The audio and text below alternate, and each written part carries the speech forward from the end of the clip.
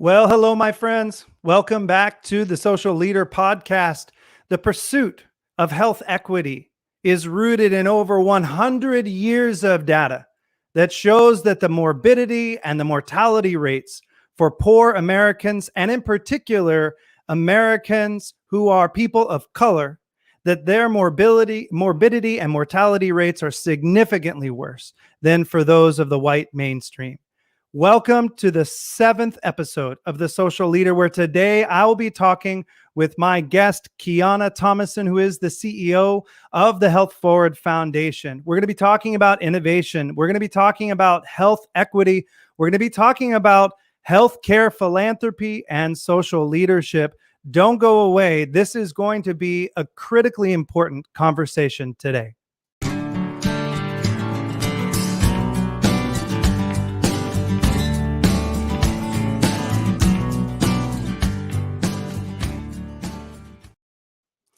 Well, again, my guest today is Qiana Thomason. Let me tell you a little bit about Qiana because her resume is incredible. She is a native Kansas Citian, and she currently serves as the CEO of the Health Forward Foundation.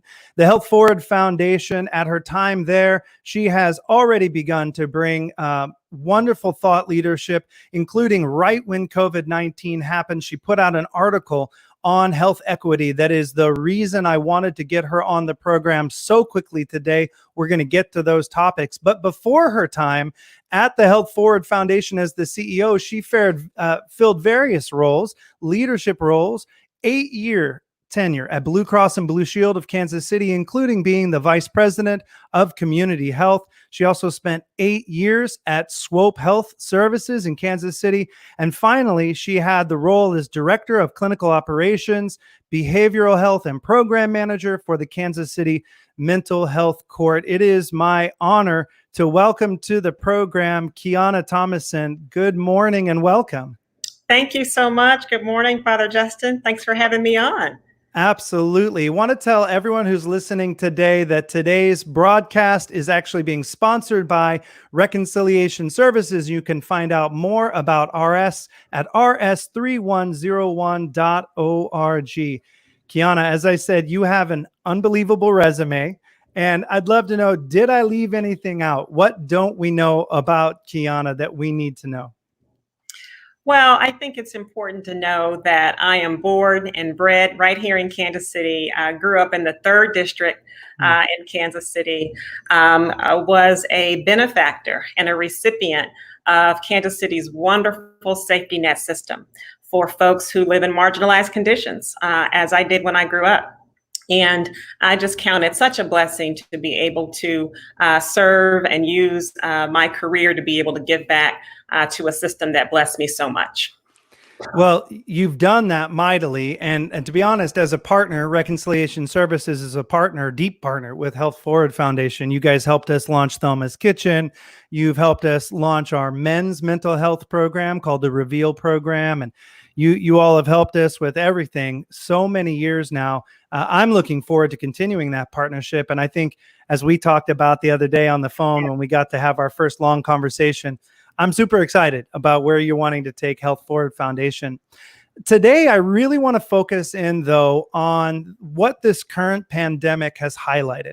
Because as you wrote in your essay, which was so wonderful that you put that out right at the tip of the spear, the COVID-19 pandemic has highlighted the inequities in our healthcare system, in the safety net system that you talked about, and in the Kansas City region in particular. You've talked about the fact that these disparities stem really from pre-existing income inequalities, as well as inequalities to access to healthcare. And then you mentioned also occupational segregation.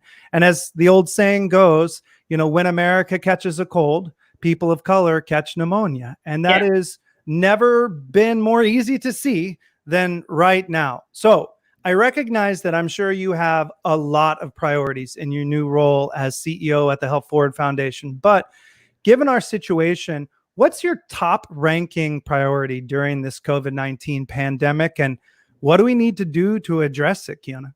Sure. So you hit the nail on the head in so many areas.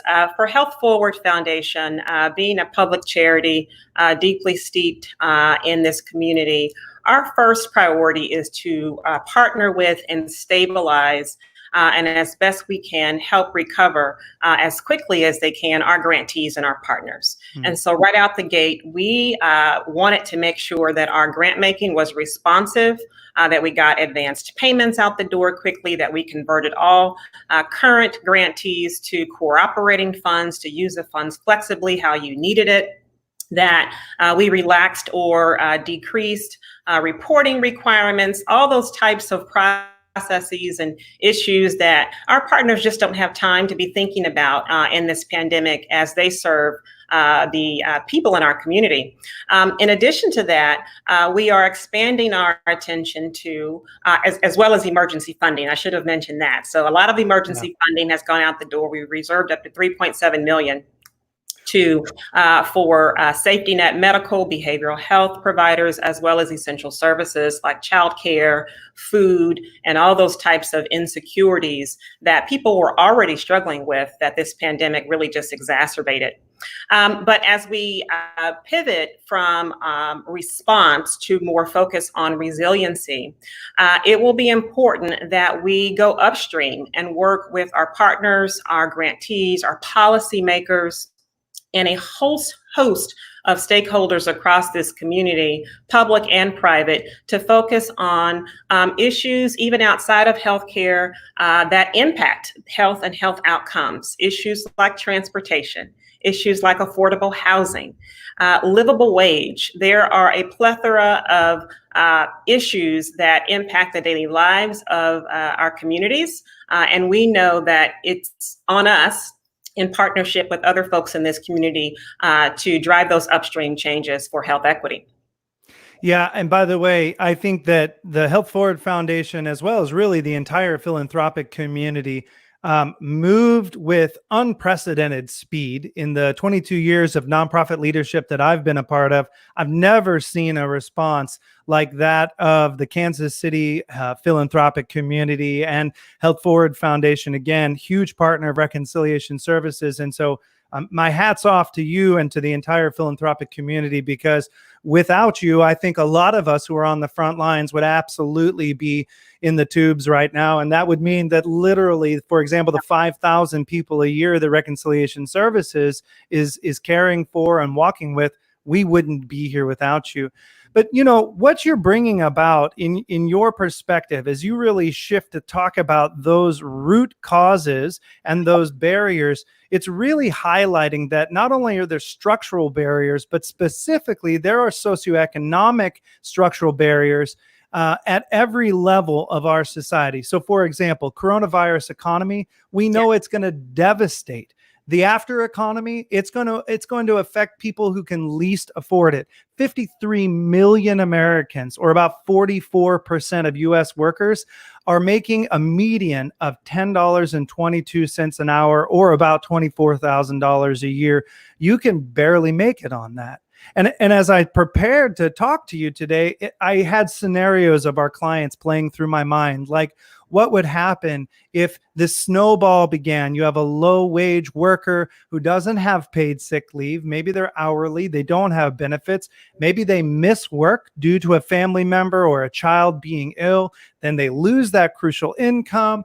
That can be the difference between making rent or not. Maybe they become homeless. You run the risk of being let go from your job, and just it snowballs and snowballs. And it's one thing in one moment that can make that happen. So here's the question that I have for you. How do you plan, as an innovative leader who gets these things innately, to lead the Health Forward Foundation to address these structural socioeconomic barriers and health equity issues in our regions? What are you going to do to pivot, or what things are you exploring right now? Sure. Well, I think it's important as leaders and as organizations that we really take the time to ground ourselves in how we got here. And not to the point that we're fixating on the problem, but it's important to have a healthy appreciation for the problem to understand how to fix it. So from my vantage point, and many others share it.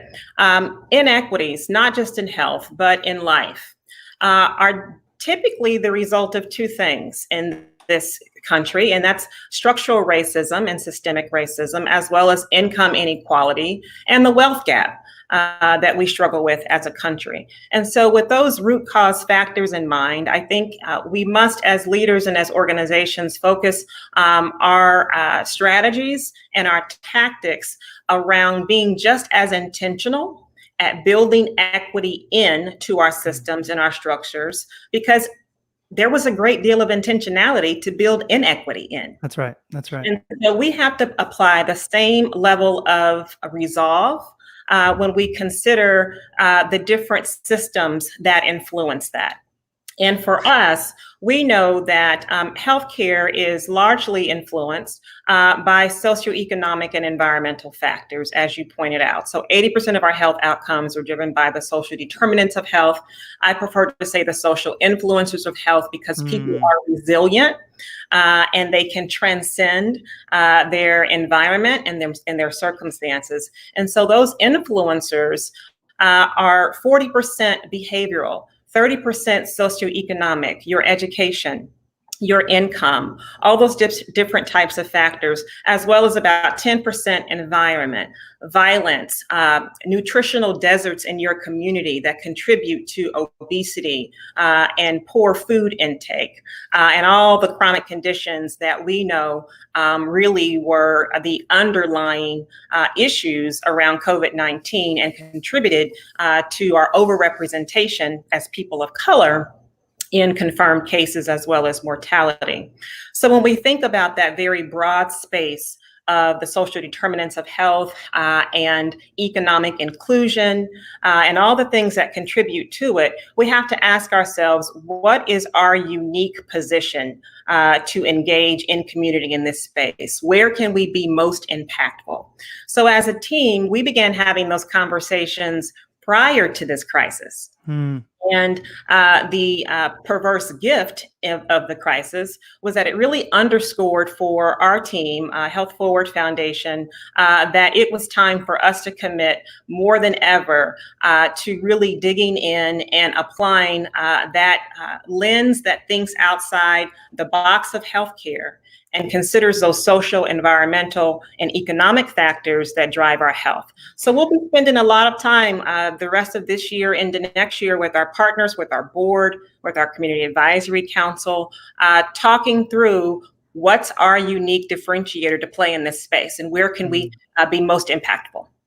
Yeah, in the Business Journal, you were quoted when you were first made CEO saying that the vision of healthy people and healthy communities is going to remain intact under your leadership of the Health Forward Foundation, but that the methods and the initiatives will likely evolve over time. So, this whole area that you're in, this space of health equity and a health equity lens in grant making and in partnering, this is a rapidly evolving and very ripe space for innovation.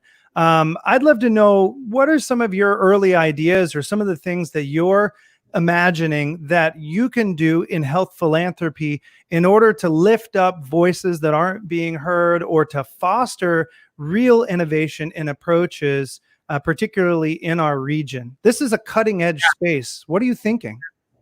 Well, there's three spaces, if you will, that we see as our core competencies at Health Forward, and that's leadership, advocacy, and resources. So we continue to cultivate leaders and have for the past 10 years in our Healthy Communities Leadership Academy that's produced over 100 champions for health equity, and those who promote a culture of health in this community. We're thinking about how to position Kansas City's players as leaders in our equity journey together in community. What's our role in cultivating equity champions beyond the Healthy Communities Leadership Academy?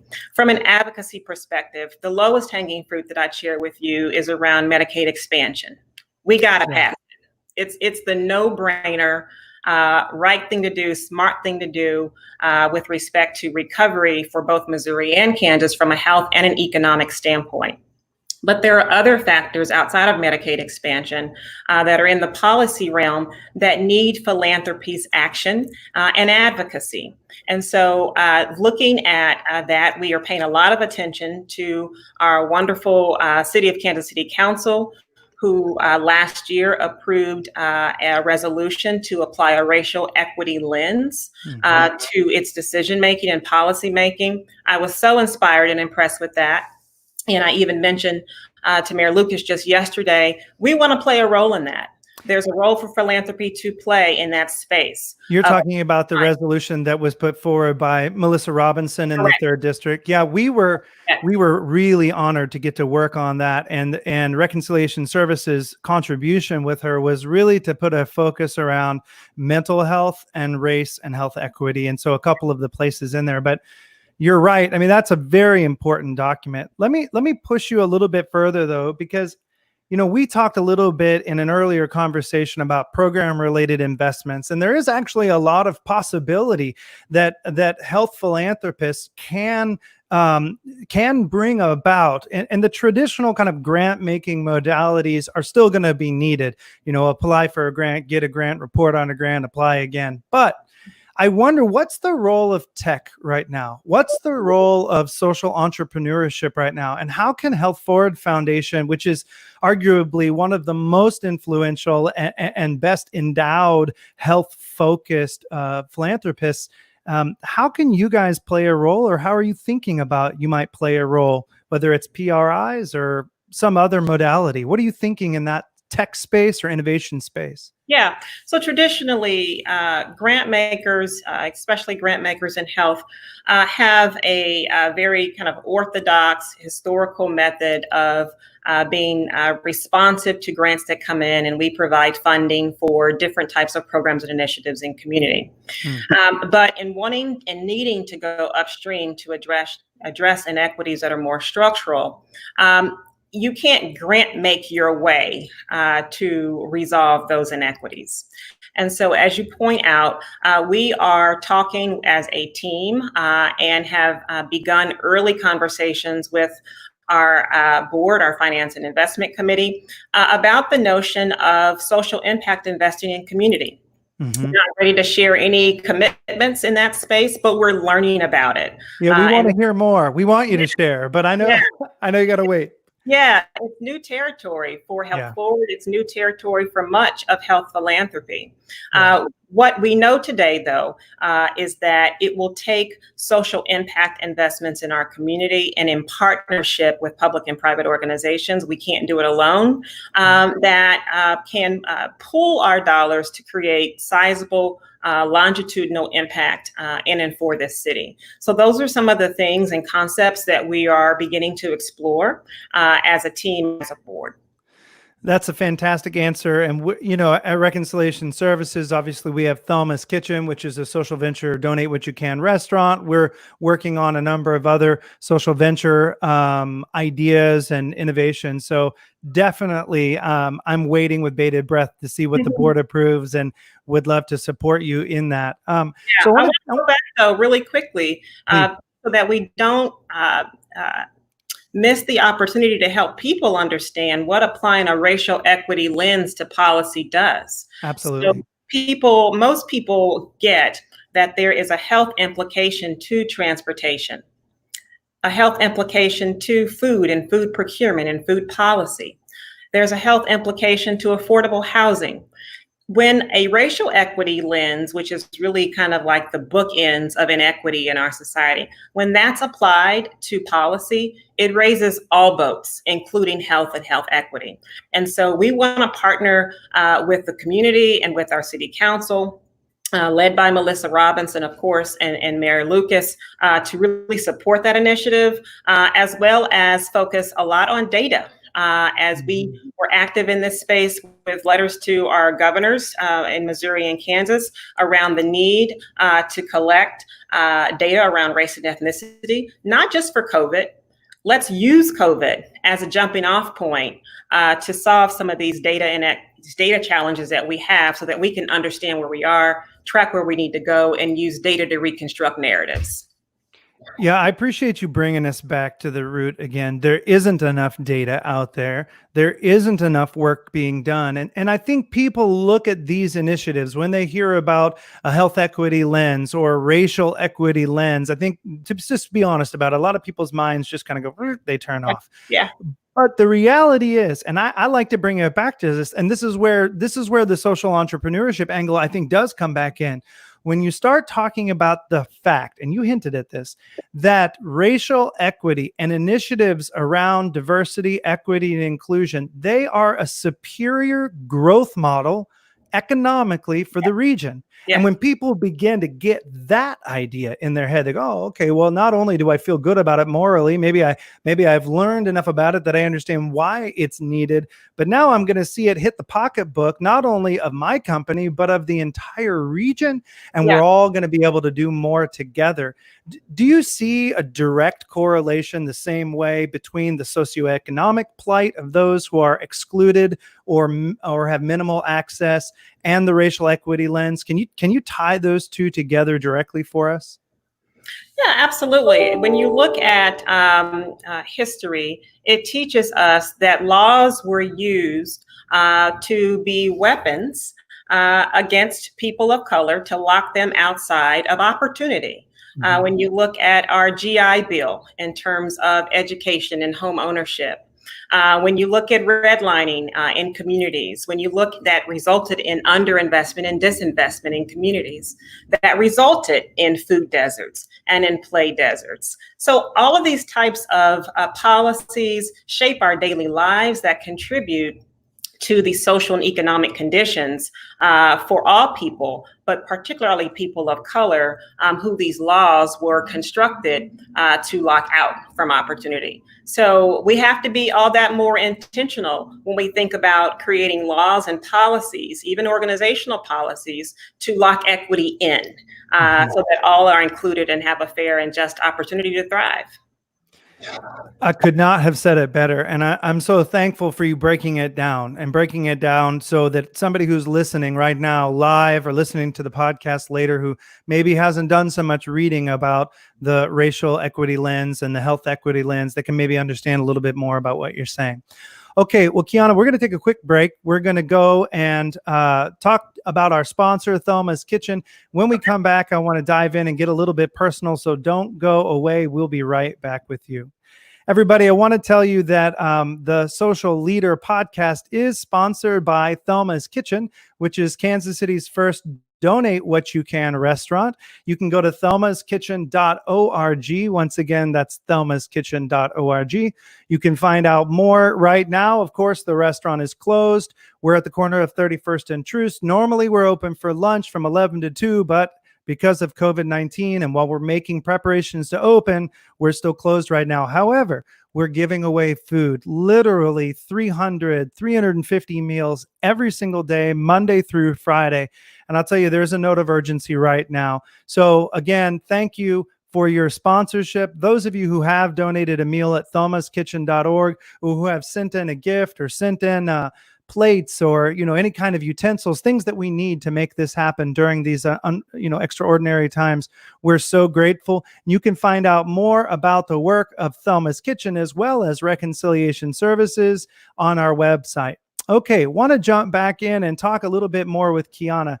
Qiana, I want to switch a little bit and get personal, if you can. I want to dive in because I know, were born, you've said, at Truman Medical Center. You grew up in Kansas City. And even at the beginning of the podcast, you said that you were an uninsured child and that you were a recipient of the social services safety net here in Kansas City. And then from there, you went on and you've led divisions and now, as the CEO of Health Forward Foundation, leading whole movements in this area around health equity. Is there a memory for you, something personal in your life or in your work life, that really drove home for you these structural and environmental barriers that make up the inequity to health access? Yeah, there are probably too many to mention, Father Justin. I just say that my overall experience of being raised by a single mother, having 3 brothers. She struggled to put food on the table, relied very heavily on our grandparents to stabilize us, as well as an extended village oftentimes to support us just for some basic needs until she was able to get on her feet and with the help of the village, pull herself up and go on to lead companies as well. I'm not the first leader in my family. I need to say that. We have a multi-generational leadership. And so even despite those circumstances of being born uninsured, receiving services from the safety net, that was such a nurturing community to me and my brothers, by the way, I should say, loved the village that we had at Swope Health. That was very endearing, which I counted a blessing to return there to lead as a mid-careerist. But all those factors of watching her struggle, watching her stand in line for welfare checks and cheese and just basic services really cements in your mind the importance of resilience and the importance of looking at the assets that individuals and communities possess, assets of fortitude, assets of determination, assets of commitment despite adversity. So when I think about those factors that were passed down to me from an asset perspective, it fuels me and fueled me to be able to rise above those circumstances and to use the privilege that I now carry as being an educated African-American leader who's committed to social justice, committed to equity, committed to uplift from the communities that I serve and from, as well as broader communities. So it's really just fueled me in general for a resolve for equity and for social justice. And I've been very blessed to use my career to be able to do that.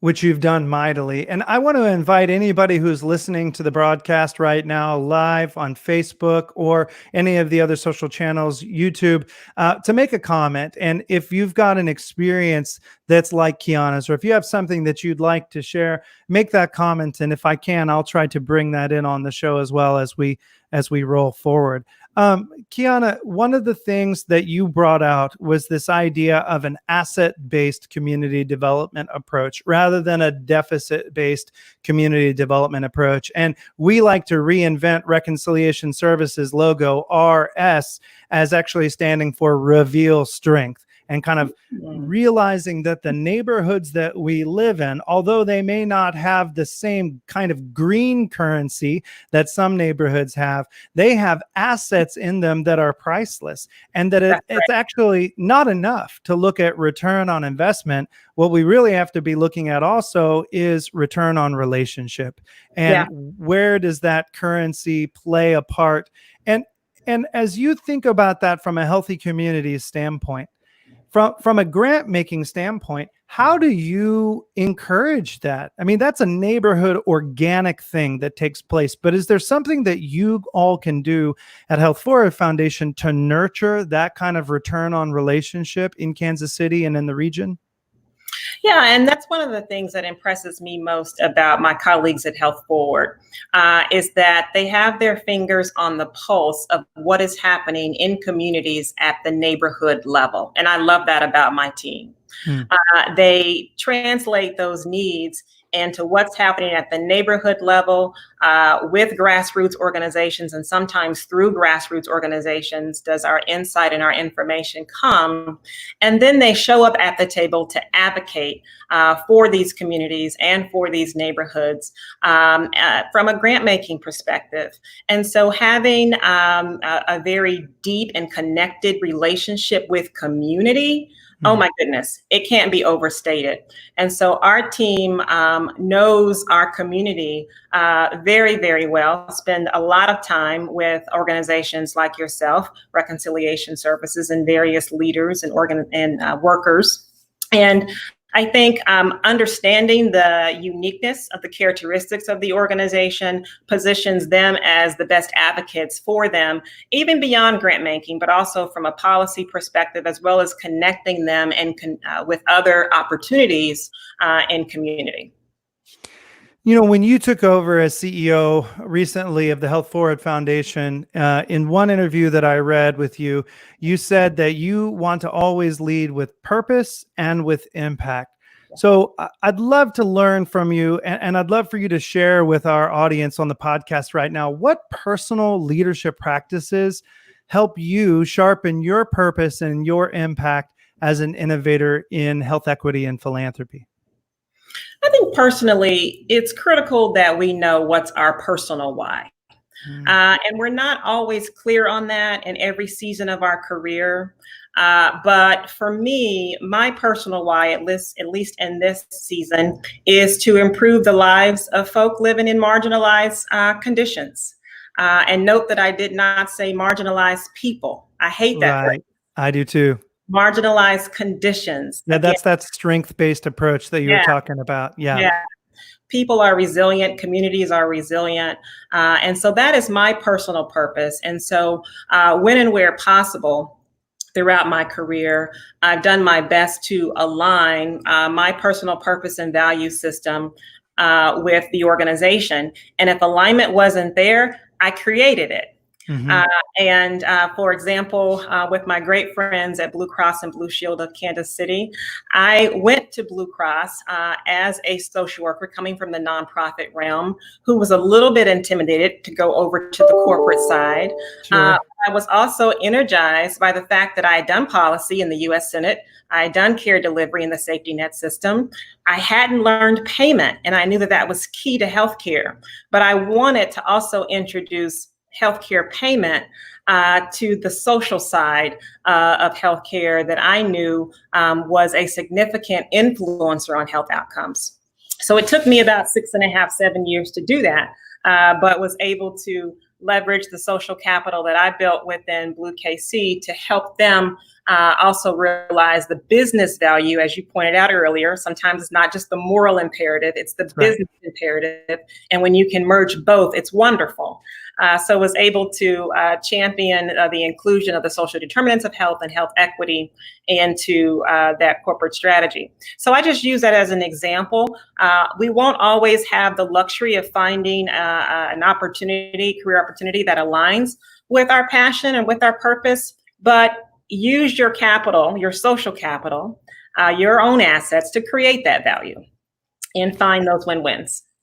Yeah, I love to talk about moving away from charitable intentions to integrated priorities, because that, to me, that's really what you're talking about. Sort of getting beyond the charity bucket and saying like, well, in my excess time, in my excess, bank account, what's left over, I'll give. But what you seem to be talking about is like really finding that missional alignment, really working, doing the self-work that it takes to integrate your priorities, particularly in the social sphere, in order to do social good from whatever company that you're in. Well, I always end every podcast with a question similar to this, and I hope you'll be able to take us home with some really strong words of wisdom and some practical lessons that we can apply. But what do the leaders who are listening need to do in order to step up their social impact and become social leaders? Yeah, I think a self-assessment of your personal value system is always a great starting place. It should be our compass. And identify a way to marry that to the social change and the leadership and the championship that this point in time in our country calls for. And then look about and see how you're positioned within your career, within your company, how your company is uniquely positioned to make a change and to be a part of change, whether it be in the health and human services sector, in the policy sector, government, wherever it is. You have influence, and I encourage folks to use their influence for good, and to do that with equity being centered in mind for all folk.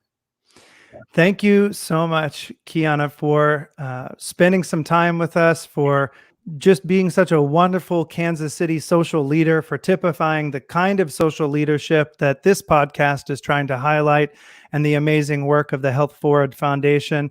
I hope we get to visit with you again sometime very soon. Thank you. I appreciate it, Father Justin. Thanks for the time. Absolutely. Hang tight with me for just a second while we wrap up. I wanted to tell you again that this podcast, The Social Leader, is sponsored by Reconciliation Services and in particular Thelma's Kitchen. And we've got something new and exciting that is coming up, and it's called The Social Leader. The Social Leader is a brand new experiential leadership development program that will be launching in the fall of 2020, as soon as the world opens up again. And it will be an awesome opportunity to really go deeper. And if you're interested in accelerating your social impact from the company that you're in now, or if you're interested in differentiating yourself as a potential candidate for a job, because we all know there's a couple 100 million people that are going to be applying for jobs in the next couple of months, this is an awesome opportunity. So go to thesocialleader.org. Go down to the bottom of the page, answer a few questions, and one of our team will reach out to you to talk to you more about the Social Leader, which is coming up very soon. So once again, thank you so much for joining me on The Social Leader, episode 7. I hope you had a chance to learn something about health equity, and how we're going to move forward as a region with a health equity and a racial equity lens to do more social good together. Until next time.